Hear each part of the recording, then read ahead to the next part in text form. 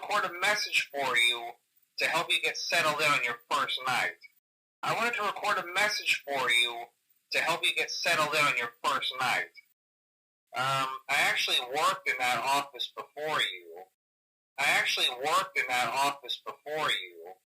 I'm finishing up my last week now, as a matter of fact. I know it can be a bit overwhelming, but I'm here to tell you there's nothing to worry about. You'll do fine. There's nothing to worry about. You'll do fine. So let's just focus on getting you through your first week, okay? Let's just focus on getting you through your first week, okay? Let's see. First, there's an introductory greeting from the company that I'm supposed to read. It's kind of a legal thing, you know. First, there's an introductory greeting from the company that I'm supposed to read. It's kind of a legal thing, you know. Welcome to Freddy Fazbear's Pizza, a magical place for kids and grown-ups alike, where fantasy and fun come to life. Freddy Fazbear's Pizza, a magical place for kids and grown-ups alike, where fantasy and fun come to life. Fazbear Entertainment is not responsible for damage to property or person. Upon discovering that damage or death has occurred, a missing person report will be filed within 90 days or as soon as property and premises have been thoroughly cleaned and bleached and the carpets have been replaced. Now, that might sound bad, I know, but there's really nothing to worry about. Well, if you're hearing this and you made it to day 2, congrats. I won't talk quite as long this time since Freddy and his friends tend to become more active as the week progresses. Hey, you're doing great. Most people don't last this long. I mean, you know, they usually move on to other things by now. I'm not implying that they died. That's not what I meant. Anyway, I better not take up too much of your time. Hey, listen, I had an idea. Hey, listen, I may not be around to send you a message tomorrow. It's been a bad night here for me. Yeah. Okay. Right? Let's see. I don't know. Now, that might sound bad, I know. There's really nothing to worry about. Anyway, I'm sure you have everything under control. No. Yeah, never mind. Scratch that. I'm not implying that. But hey, first station of the breeze. I'll chat with you tomorrow.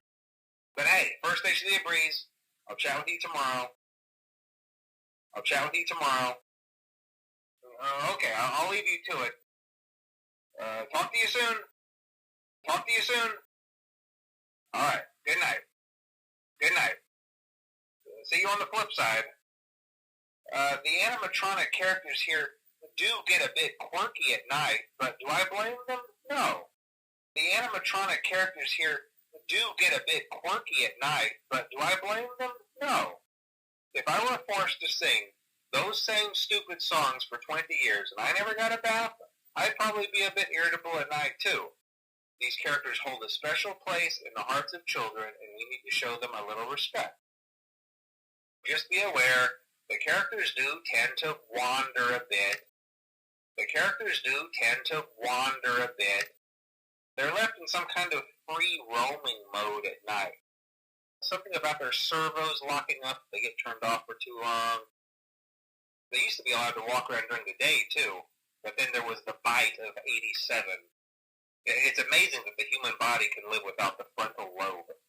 Check on the curtain in Pirate Cove from time to time.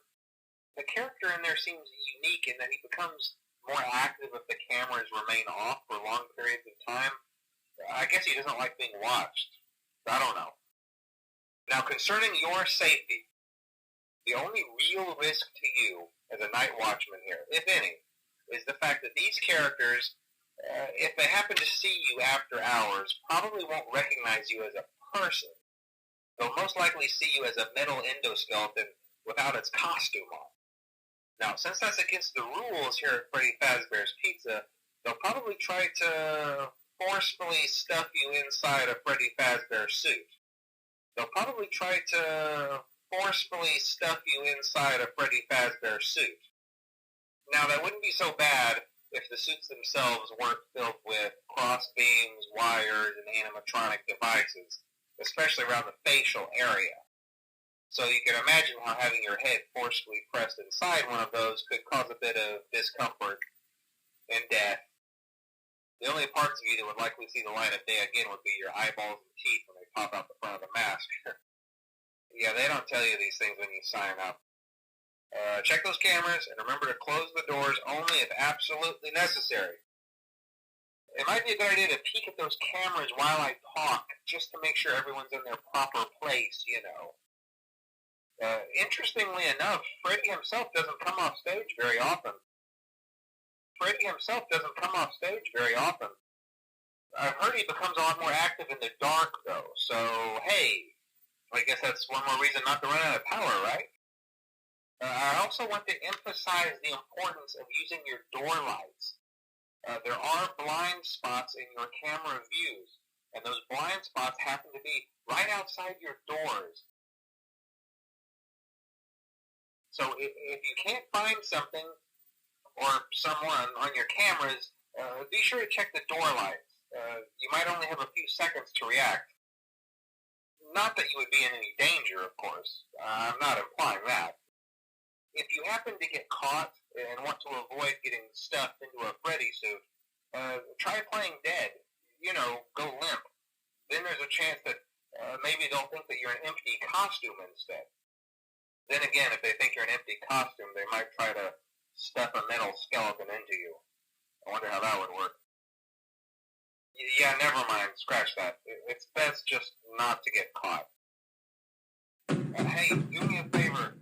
Maybe sometime you could check inside those suits in the back room. I'm going to try to hold out until someone checks. Maybe it won't be so bad. Yeah, I always wondered what was in all those empty heads.